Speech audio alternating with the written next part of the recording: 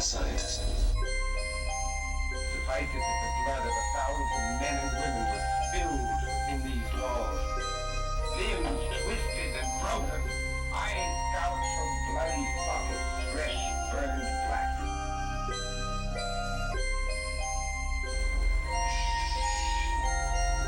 Please.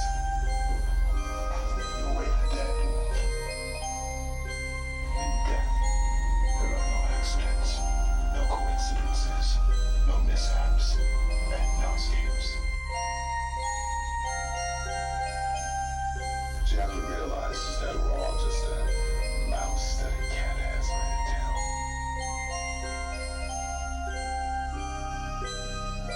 You are listening to 90.9 WQFS. Welcome to Jay Scott's World of the Unexplained. Tonight, your host, Jay Scott, will guide you through the world of the paranormal. If you are faint, weak of heart, or fear the unknown, then turn your radio off now. Otherwise, listen at your own risk. The number you have reached, 911, has been changed to a non-published number.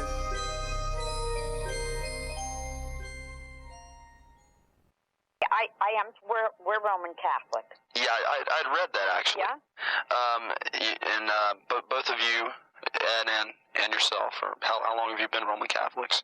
Oh, all our life, dear. Okay, all right. All our life, yes. All our life we've been Roman. We're married in the Roman Catholic Church 57.5 years ago. Wow. Yeah. Long time. How is Ed now? He's doing pretty good, dear. That's why I would love to. That's when you said about the amount of time to spend. I would love to spend a lot of time, but I still have to do meds for him, and I still have a lot of things that I have to do for him yet tonight, honey. Oh, I understand totally. Before I can ever go to bed. I totally understand. Yeah, well, he's doing pretty good. Keep him in your prayers, dear, but he is doing pretty good. I definitely will. I've got so many questions. There's so many things I could talk to you about. All the many years that you guys have been doing this. Right. Wow, it's kind of like, where do you start? I know obviously the thing probably most of my listeners are going to want to know about is the Amityville Horror. It's probably the thing you're probably questioning the most about, I'm sure. It's probably the, well, how should I say it? I guess it would be considered the most haunted home in the world, because Ed and I have been involved in a great deal of world travel where our work is concerned, and it doesn't matter. It doesn't matter what part of the world we're in. It doesn't matter what cultures they know of the Amityville Horror. And so I would have to put it in the category of the most haunted home in the world. And Ed had put on our website, prior to him taking ill, a reward of over $10,000 for anyone They could prove it was a hoax. Yes. Yes, I'd read about that. Not one person came forward. Not one. And there is no doubt in our minds or the minds of the family or the clergy involved or anyone that what happened in that home was not real. The hoax stories arose from a book that was written. Stephen Kaplan. Yes. Yes. People tore the case apart by the book. My God, literary license is taken in every book that is ever written, as dramatic license taken in every movie or documentary. So, but the case itself was extremely real.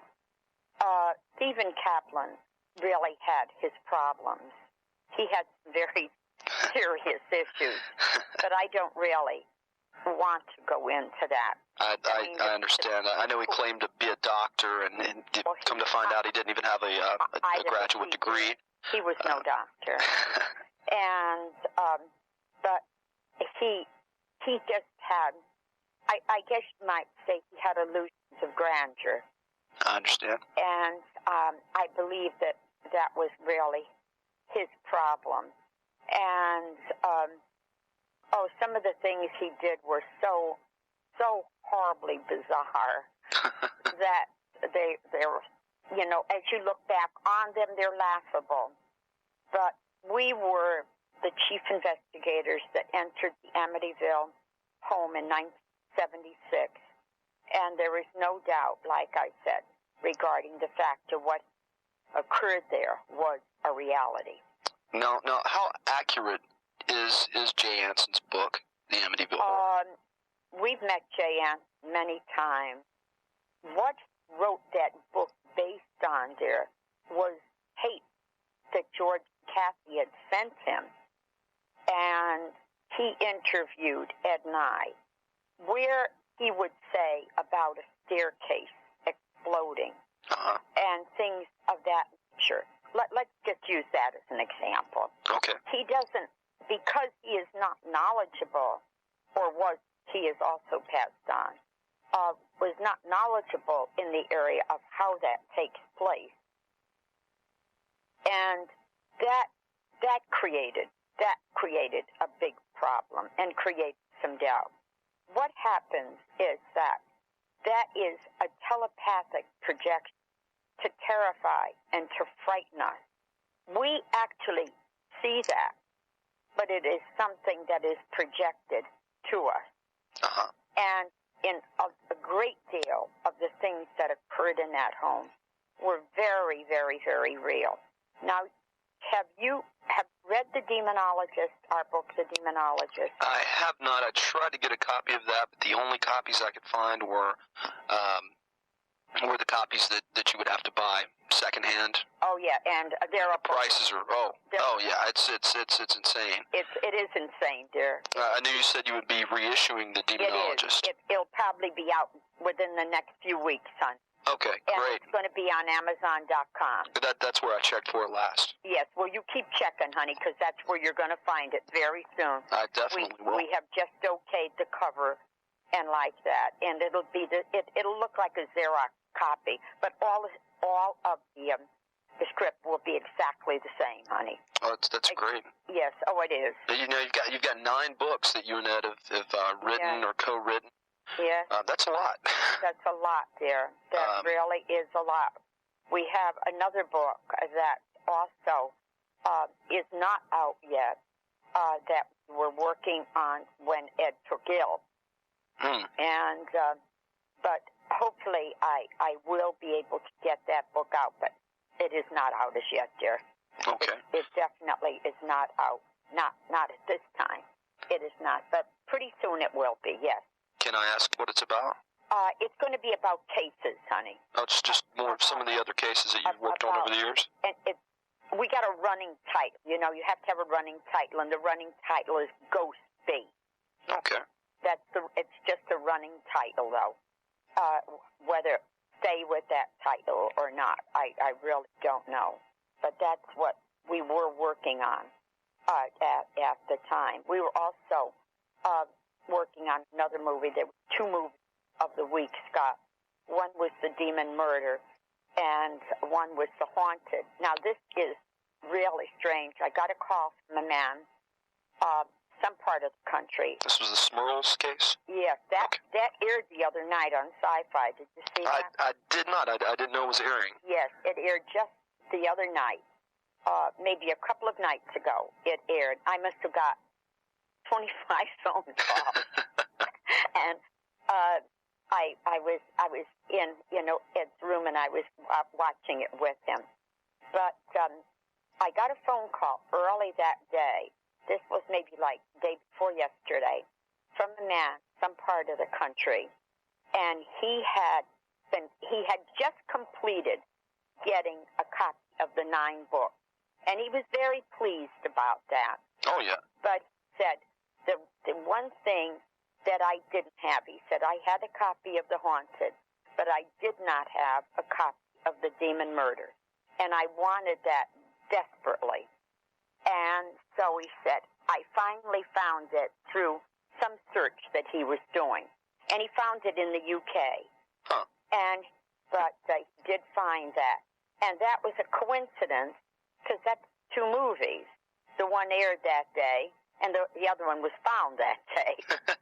I thought it was kind of a coincidence that, that took place. But the one, the demon murder, was based on the possession and exorcism of an 11-year-old boy here in Connecticut, where we had worked with the Catholic Church. Now, was that under Father McKenna? Bishop McKenna, no. That wasn't under Bishop McKenna. That was under Father Virgilac and the Archdiocese of Bridgeport, here in Connecticut. And the little boy was 11 at the time. We were called in by a Roman Catholic priest. Father Dennis is the one who called us in on that case. And believe me, that was very much for real. And that book was The Demon Murder. The book is The Devil in Connecticut. Yeah. The Demon Murder is the name of the movie. Yeah, Kevin Bacon was in that. And, isn't that awful? I see the man who played Ed's part, and now I can't think of his name. Oh, God. And that's strange, seeing yourself on TV and say, oh, so-and-so played me. And I know. Oh, God. If it comes to me, I'll tell you, dear. All right. I'm sure somebody will be hearing this and say, oh, I know what it is. Anyway, yes, we have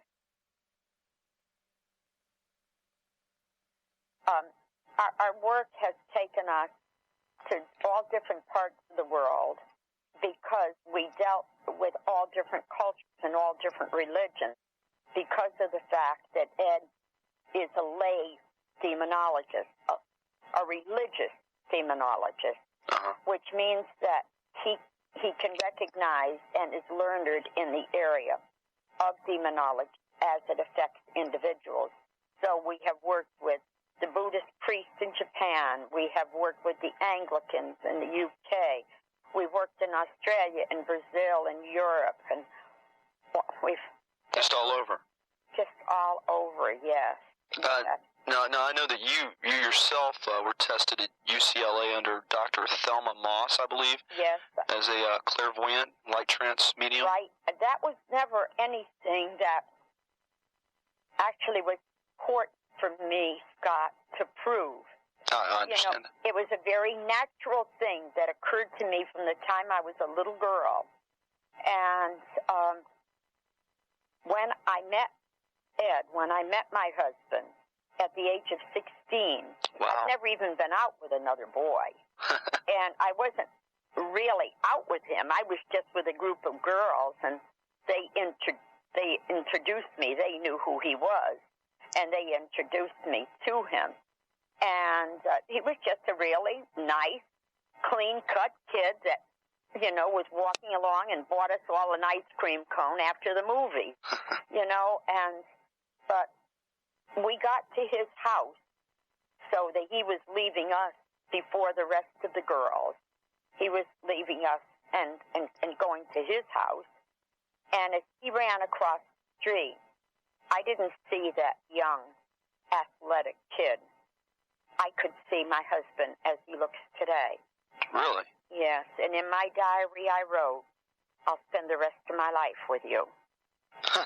And I never told him until long after we were married. And that was in June of 1943. Wow. Yes. Y'all have been together a long time. We've been together a very, very long time, honey. Ed was a hero in World War II. That is something that everybody is really bugging me to get on the website, is, photographs of Ed and I. We were married on survived leave during World War II. And our daughter was born while he was in active duty. And just prior to Ed collapsing, this is very beautiful. This week in Time, there is an article about former President Bush, George Bush's father. And he returned to a little island just close to Iwo Jima where his plane went down and his two crewmen were killed and he survived. And he wanted to go full circle and go back to that area. He wanted to do that. And he said it brought tears to his eyes. It's in this week's issue, hon, of Time magazine. And he threw wreaths in the water. And then he went out like in a little dinghy all by himself in the South Pacific. But they said that Secret Servicemen were underwater. That doesn't surprise me. No, that doesn't surprise me either. Especially the condition the world's in right now. Oh, no joke. And, but he just wanted to reminisce by himself. Well, why Ed and I, in Japan, just weeks before Ed collapsed, we were there, we were working with the Buddhist priests. And the national media in Japan wanted to film all of this. And the Buddhists gave permission for it because it was being done in a very respectful way. And this one night, we had an interpreter with us all the time. But Scott, one thing I have found, and it probably has a great deal to do with my psychic ability, is that I don't know. I don't know how to put this, but I can understand other languages, even though I'm not versed in them. I can understand it. It's like a universal type of language. You have to be with people for a period of time. It isn't just something. I mean, I just can't do it off the cuff. No, say. Walk up to somebody and they're speaking to me in a foreign language. I have to be with them for a period of time. It probably has something to do with gestures and body movements and things of that nature. But this one night at dinner with all of the Japanese, I said, are we going anywhere near Nagoya? And they said yes. Yes, that we were. And I said, it would mean the world to me if I could ever go to the place where my husband, at the end of World War II, after serving in both the Atlantic and the Pacific theaters and being part of both armistices, if I could ever go to the spot where he came in to Nagoya as a Navy radio man, he was a naval gunner. They didn't need gunners anymore. So they came on the ship and asked for men that knew other things so that they, could be doing it. And Ed said, yes, he did know about voice radio. And so he went into Nagoya, and he lived with MacArthur's army as a Navy man. He lived with MacArthur's army. Really? There were no naval bases. This was right at the very end of the war. And so it was all bombed out. There was nothing. There was absolutely nothing there. Ed said he would find his way back to base by smokestack. That's how we would find his way back to base. So this one night, we were in this fabulous hotel in Nagoya. It was gorgeous.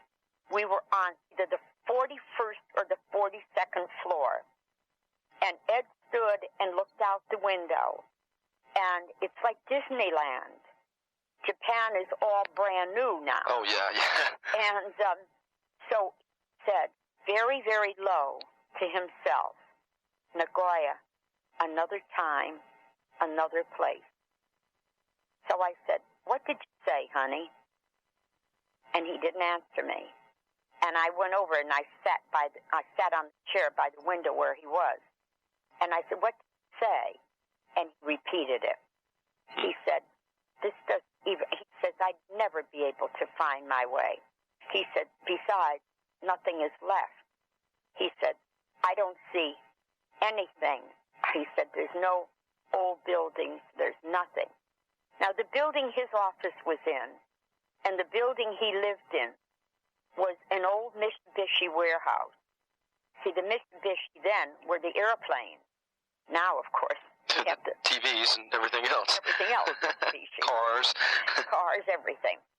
And so I said to them that it would mean the world to me if I could go there.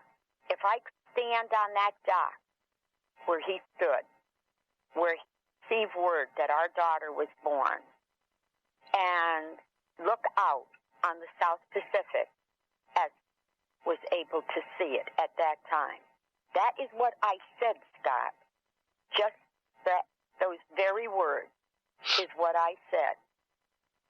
And a few days later, they wanted to buy Ed Kobe.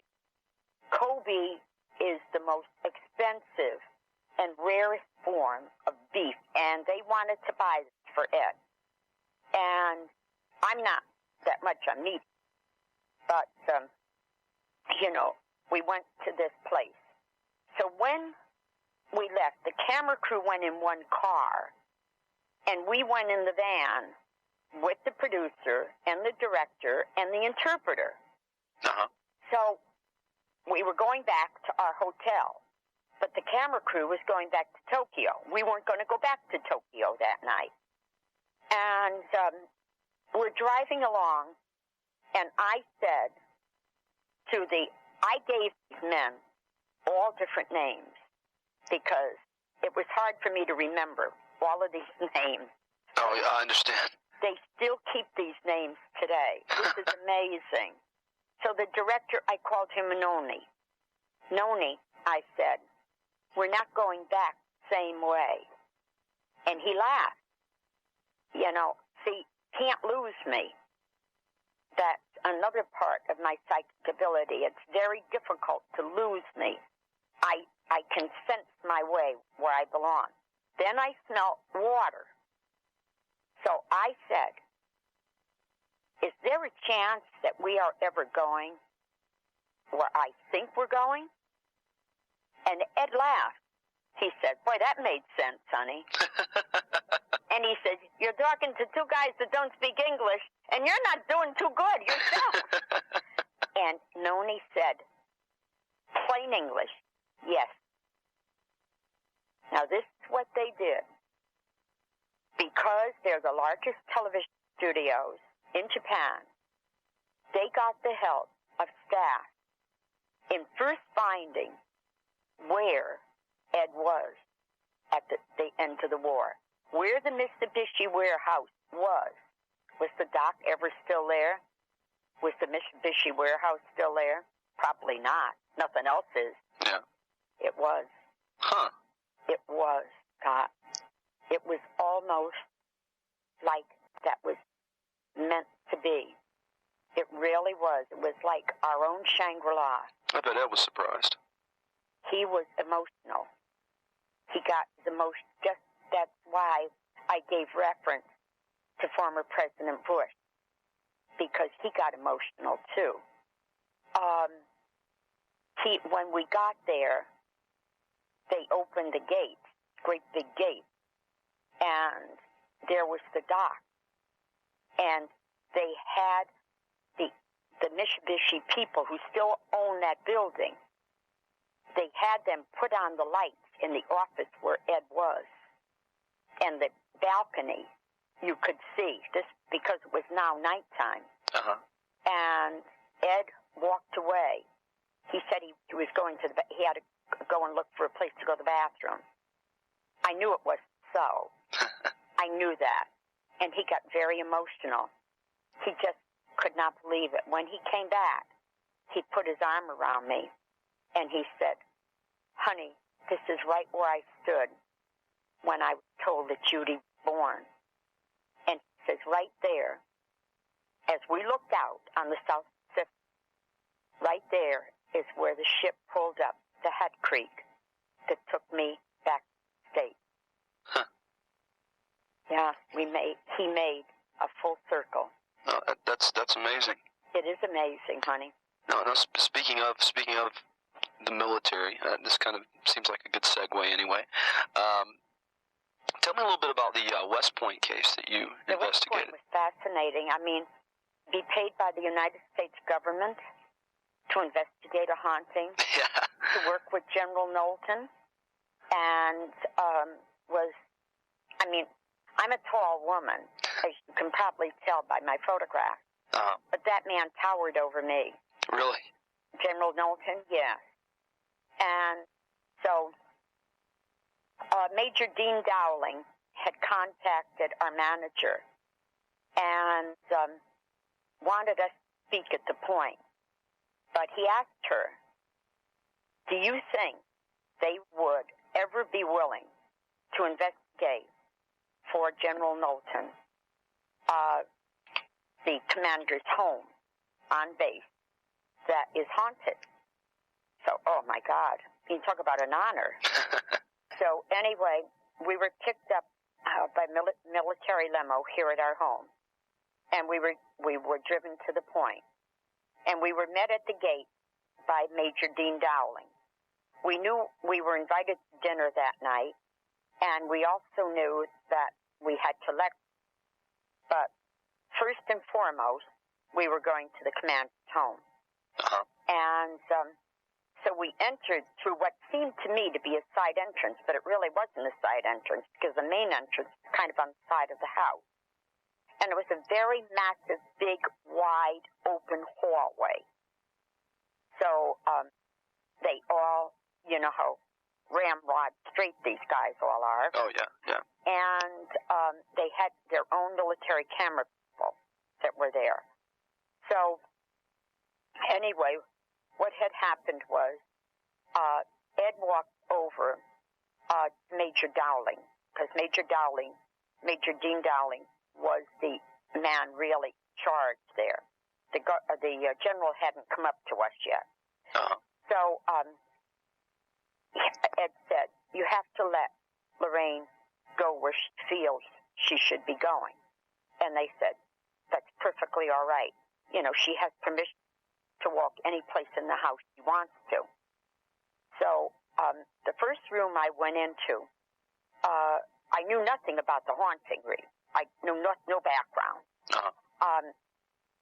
I went into the first room that was on my right, and it was a bedroom. There was a little fireplace in there. There was a rocking chair by the fireplace in a bathroom, and that's all.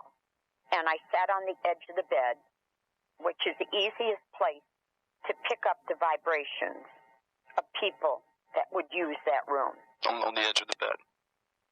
Sit on the bed. Okay, yes, okay. To sit on the bed. Anyway, I said, this is John Kennedy's room. And they all looked. And like in unison, they said, how do you know? And so that's how I had picked it up. And I said, I believe he used this room because it would be difficult for him to go upstairs to use the guest quarters. And that was right. That was exactly the reason why that room, because of his bad back. So then I continued to walk, and at the end of the hallway was this big staircase. And I went up the staircase, and I went first in this one room. And when I went in this one room, there were twin beds in that room, and it looked out. It didn't look out on the parade ground. It looked out on some of the old buildings, maybe classrooms, office buildings, straight ahead. And I stood in the window, and I said that the woman that occupied this room was very much involved with horses. She had tremendous amount of control over her son. I don't remember now. I don't really know who this is that I'm talking about. I can see her face, though. I can see her face. I said she could sit in this window or stand in this window and actually look over at her son's office or room. I said, I can't quite make that out. But I said, this room has tremendous energy. She was a very driven woman. This was Douglas MacArthur's mother. When he was commander of the point, he was between marriages, and his mother served as his lady. So that was her room. And she fell true to form to how I psychically discerned her. So then I went into the next room, and I knew that was a room that was occupied by visiting children, relatives, and like that.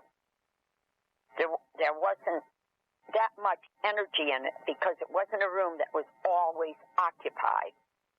Then I went across the hall. Now, what happens? I'm sorry to interrupt you, but what does happen if you have a room? There's not that much energy. Oh, just nothing stays around. Nothing stays around. No. So I went across the hall now, and that was really amazing. That room was electrified. The furnishings in that, every part of it, I felt such love, such close in that room. It was beautiful.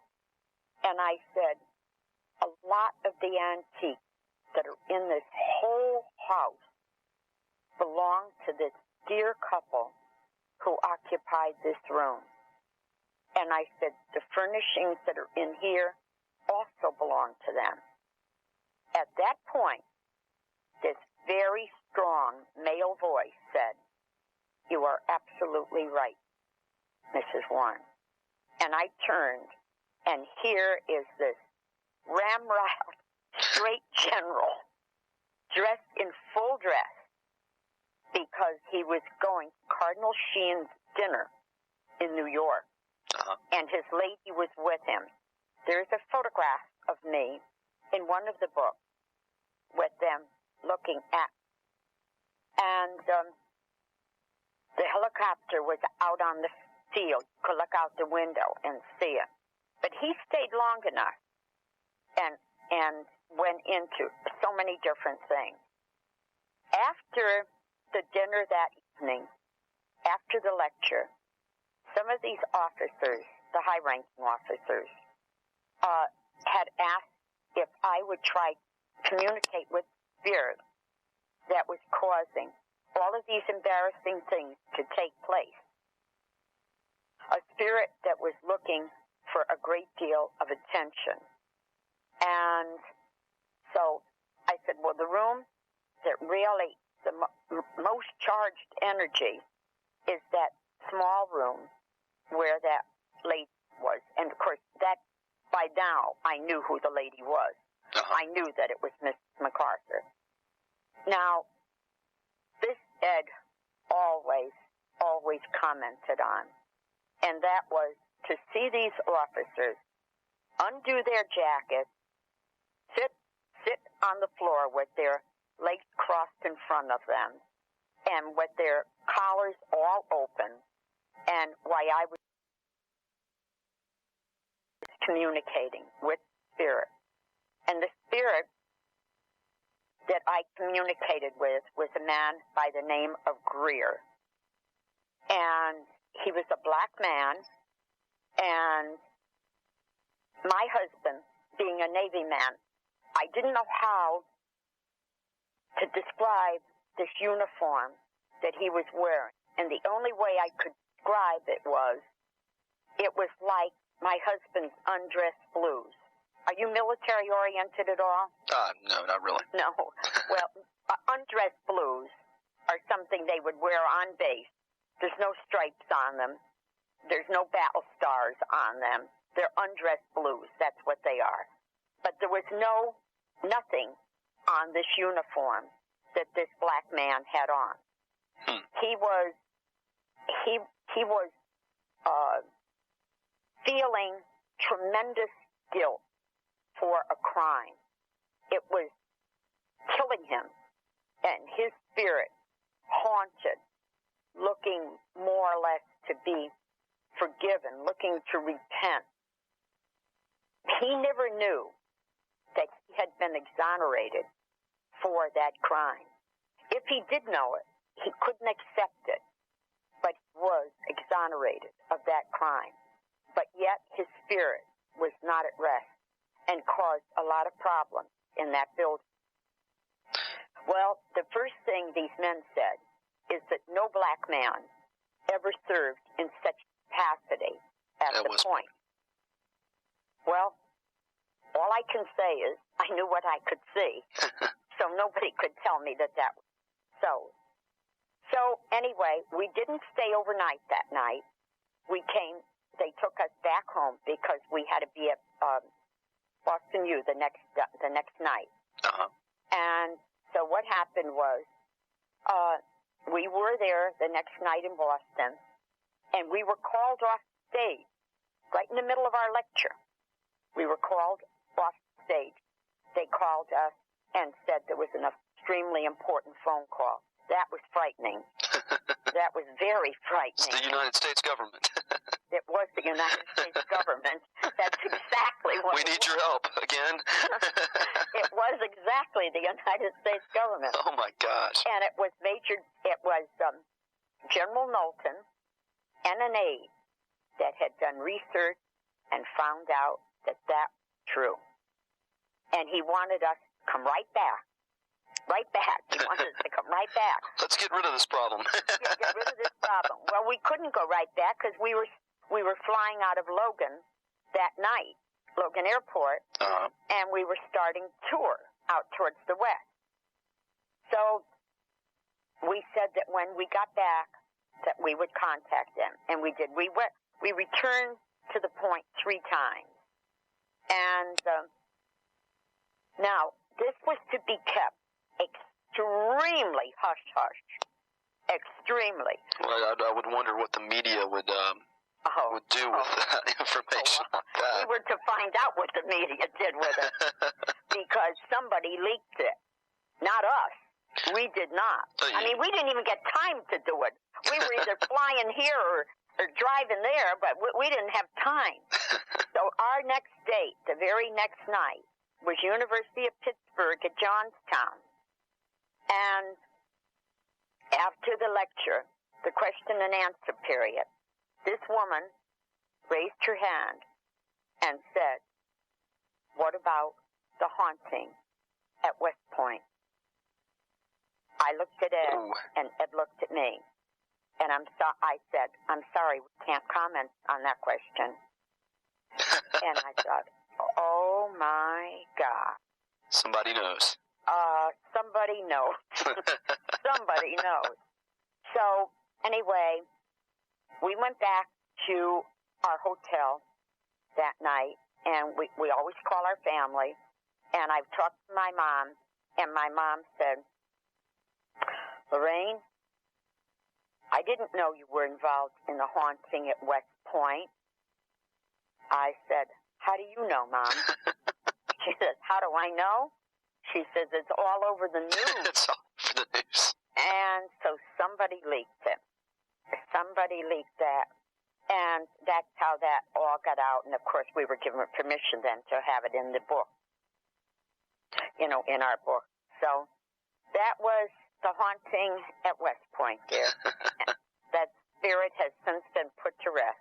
No, I do have some questions since you are Roman Catholic. Mm-hmm. Do you and Ed subscribe to the changes that were made with Vatican II?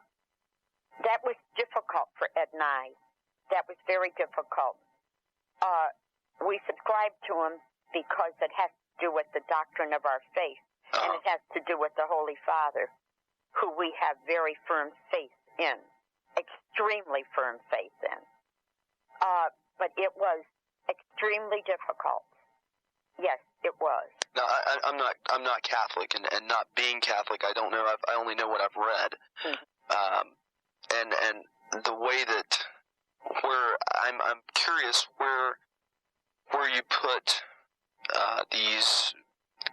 I guess you have different categories of maybe you have ghosts and maybe you have spirit. What would you consider a ghost? I know what you're trying to say. Okay. Like according. Let me go back. Let me go back to the very beginning. When Ed came home from service, I told you we were married on survivor's leave, so we were married during the war. Ed was married in uniform. We were married in the Catholic Church. Our daughter's baptized. We're baptized. the three of us, our daughter, my husband, and I all attended. I attended private Catholic girls boarding school.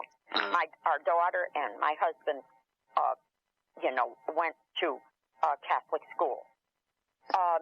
So when Ed came home from service, he pursued a career in art. Ed and I are both professional artists. Art funded us during the earliest days of our research up until the late 60s to investigate and document the case that we were involved in. I remember reading about that on your website, which, by the way, is www.warrens.net. That's for it. those listening out there. Yes.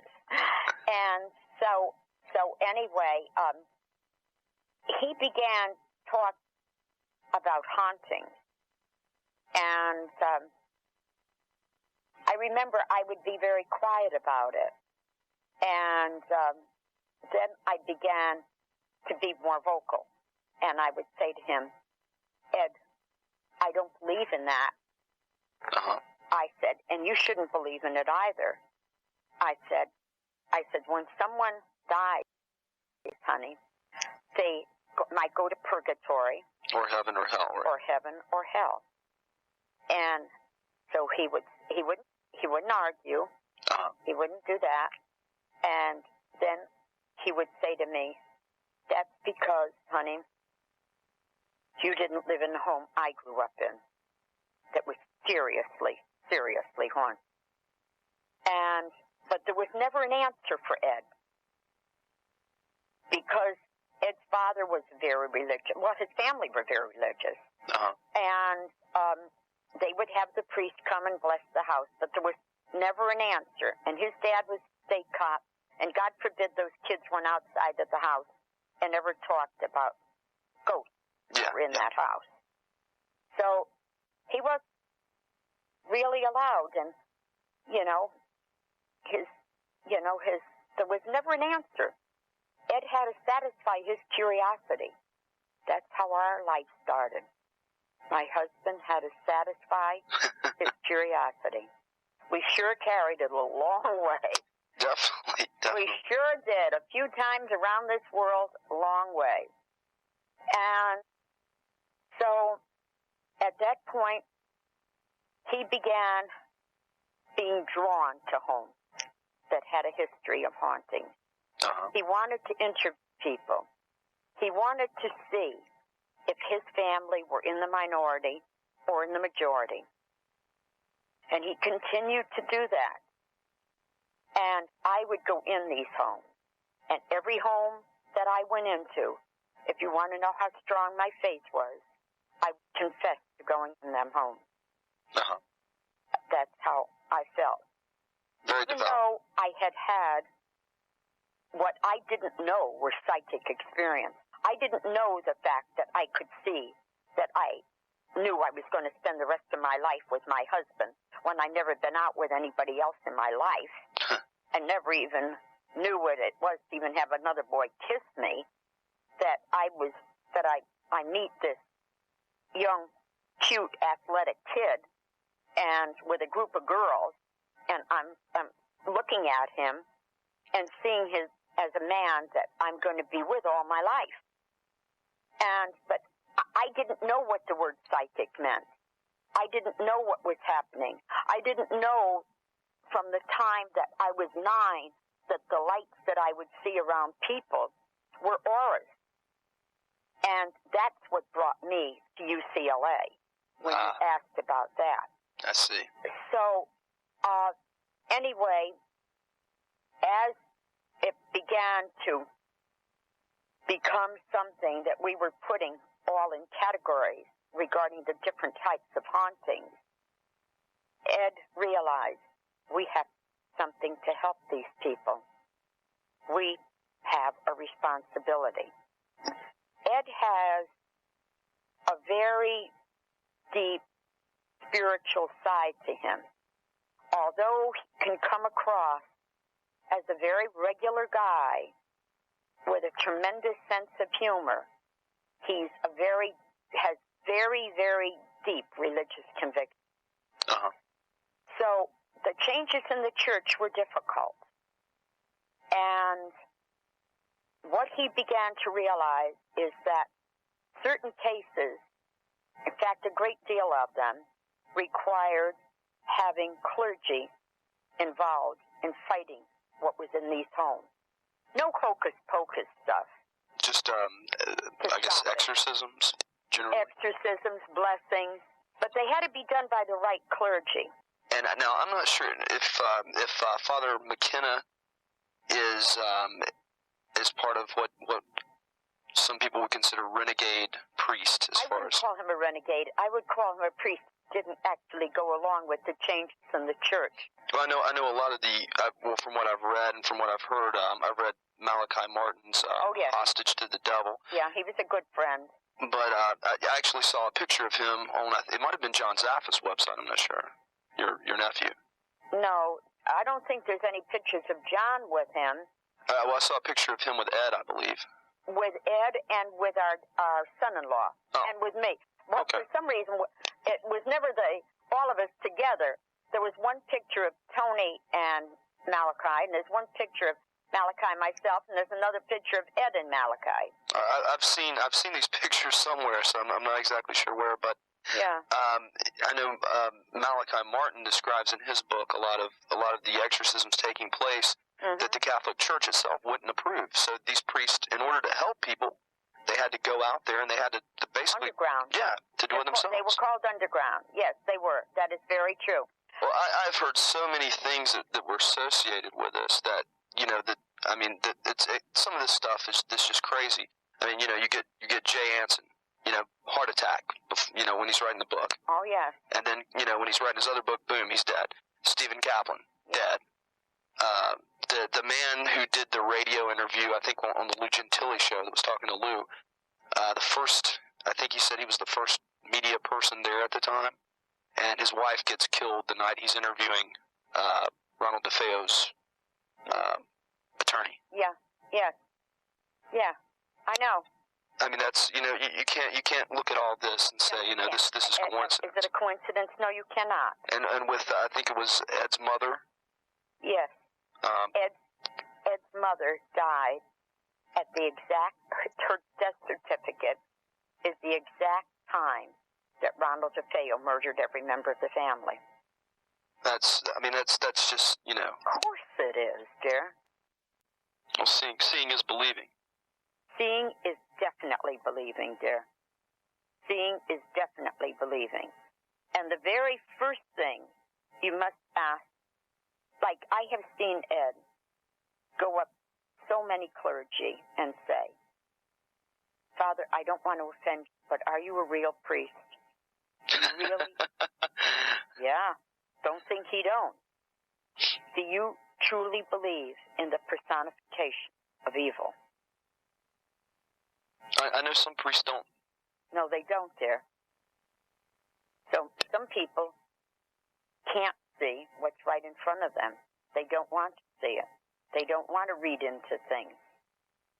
Are these things all coincidences that happen? There's too many of them. No. And but I do want to get back to Amityville though, since we have a little bit limited time. Yes. December 18th, 1975. George and Kathy Lutz move in, 112 Ocean Avenue. 28 days later, they leave. They leave all their stuff behind. They sure did. It was still there when we got there. Now, this obviously is linked to the Ronald DeFeo murders. For the people that don't know the background, I'm just going to say that is not what's caused the haunting. But Ronald DeFeo did kill his parents, two brothers, and his sister on November 13th, 1974. Yes, he did. He definitely with a shotgun. did that.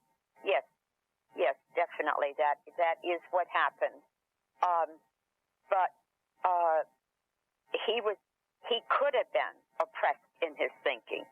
He was a person who was weakened by drugs and other psychological problems. So yes, he had tremendous hate for his father.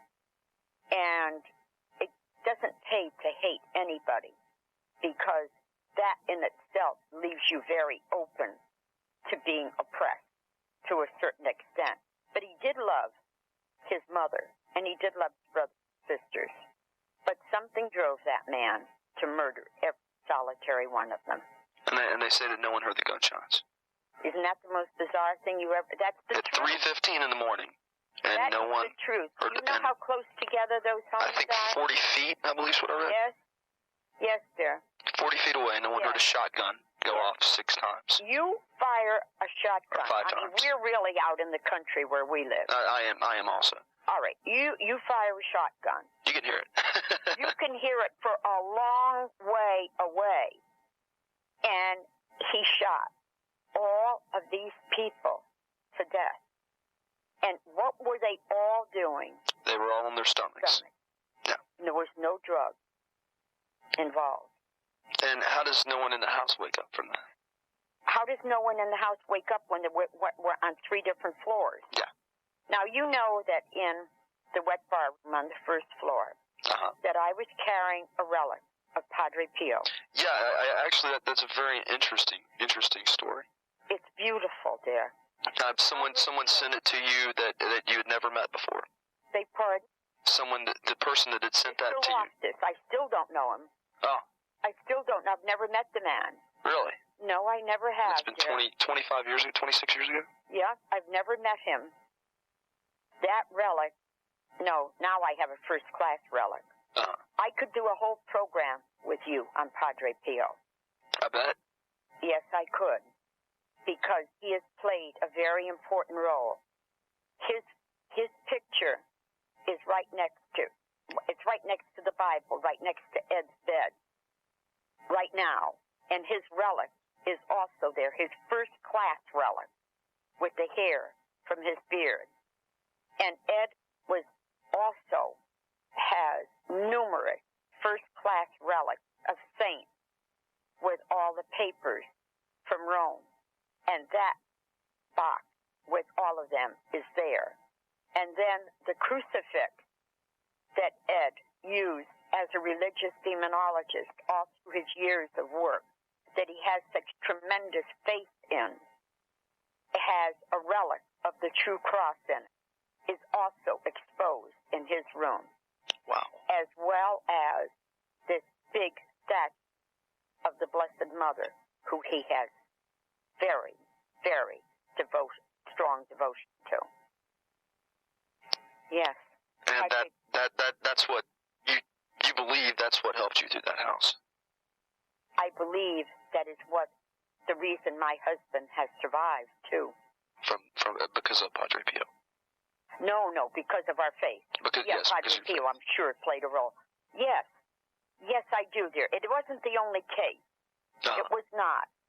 And so maybe a man like this author would tear that picture apart. But let me tell you, when that all happened, Padre Pio lived and died during our lifetime, Ed and I. And, but we knew of him through our faith, but he never played such an intimate role in our life as did after this period of time. But after that photograph, or first of all, if I have enough time, I have to tell you this, although I have a lot of work to do with Ed, dear. All right. I took that relic. No media people, nobody knew, other than my husband, that I had a relic of his. Not a first-class one. What came in the mail, I had of his. And he had the gift of discernment and physically fought the devil. I didn't know anything about the devil regarding Amityville. Amityville was not the Amityville Horror. It was just another house that was haunted that Ed and I entered that night. And so this man, who was a professional photographer, who was responsible for doing a lot of processing of our slides and our films, had said to Ed, I would love to go in to a home with you that you're investigating someday and take just file photographs for you, give you proof sheets that you will have for your record. Ed said, sure. Just like that. Sure. Why not? And so he asked him to go in. He said, this is a case that's local if you want to go in. And he did. So took photographs throughout the house. Now, when we left that night, we were to go back to that house again, of course. Uh-huh. But Father Pecoraro, who was the priest that the church would not allow us to identify that was involved in that case, I would love that man, Michael, to have interviewed that priest and then to say that he found it difficult to believe in the personification of evil, which seems to be what he is saying, or wants to believe that people who believe in the personification of evil are, what's the word? You charlatan? Yes. And so bite his tongue. So anyway, this Father Pecoraro had said to us, phoned us, and said he would like to get together with us. And he said, I want it to be on a special day. I want it to be on the feast of St. Joseph. And I'm going to bake St. Joseph bread. And he said, since Kathy and George and the children and Harry the dog are staying with Kathy's mother, maybe we'll get together for dinner over there. So he showed... At 112 Ocean Avenue. No, Kathy's mother's. Kathy's mother's house. That was in... I think that's West Babylon, if I'm not mistaken. Yeah, that's it. So anyway, we were invited there for dinner. Now, this man is a judge of the church. He has doctrine in our faith, and he bakes the bread. And we were all told we could not talk in front of the children. George and Kathy levitated in this home, Kathy's mother's home. They came under attack in that home. And so we sat down to dinner. It was a somber but friendly dinner. And at one point, this priest stood. This took me right back to private school. Stood to cut the bread. And he looked directly into my face and said, who do you think brought you out of that house? Talk about being intimidated. So anyway, when he said that to me, I said, God, I guess, Father. And he was quiet, like that. He said, Padre Pio, right? Nobody. Scott, nobody knew that. Nobody. Except for you. Yes. And I said, how do you know? These are his words. Scott, he told so. Padre Pio told him. Yes. He told me so, is what he answered me. So I prayed to that man. I talked to him like I'm talking to you. I would pray, and I would say to him, Padre Pio, if that is really, really you in that photograph. See, at that point, it was like 3 or 4 days later that we found out that he showed up in that photograph. From the we didn't man know when that you priest brought with you to... Yes. Yeah. So after that, I said, if that's really you in that photograph, and what the priest had said to me, then please, please help me to know you better. I want to know somebody that their photograph is, that they're in a photograph looking at me. And the things that happened were unbelievable. They were positively unbelievable. And we spoke in Dayton, Ohio, at university. Ed showed the photograph, and he got bad press. That was it. Oh, you're kidding me. That was it. That was it. He had to take that photograph out. I continue to pray to him. Continue to pray to him. And we left there, and we were out in California. and we were going to be lecturing at La Jolla. At, I think it's University of California at La Jolla. I don't remember, but it was at La Jolla where we were lecturing. So that morning, Ed and this man were going to be going someplace. So the man who was president of ABC Television asked me if I would like to go to Mass with him at Church of the Good Shepherd in Beverly Hills. And Ed couldn't go with us. So I said, yes, that I would. We're coming out of church. I don't know this man now, remember. I just know him on a very professional level. We're coming out, we're going down the steps. He said, do you know Padre Pio? I couldn't believe it. And I said, I know of him. That's how I answered. I said, why? He said, because there is a priest who served with him who is at a school. And I know you're speaking in La Jolla tonight, and there's a school where this priest is. We got to meet that priest that afternoon. Ed showed the priest the photograph in the slide on the wall in the school, the reception room where we were. The priest knelt, he blessed himself, and in very broken English said, Padre Pio. Really? Yes. I said, why would he appear to me, Father? His answer, you must have asked him to. He then went up to his cell. He got a book written in Italian. It showed the picture of Padre Pio, very similar to the picture we had that shows the scar on the face. And that was taken the day after he was physically attacked by the devil. Padre Pio has appeared, not in another photograph, but have felt his presence in 3 other cases. Every one of them controversial cases. Every one of them. The Smurls, was that one of them? That's the Smurls. This Yes. is based on the movie The Haunted is based on that case, correct? Yes, and that is the only case we ever worked on where we had direct Vatican intercession in Really? having a home exercise Holy Week of 1989 in the end, after that book came out. Please call me back, Scott.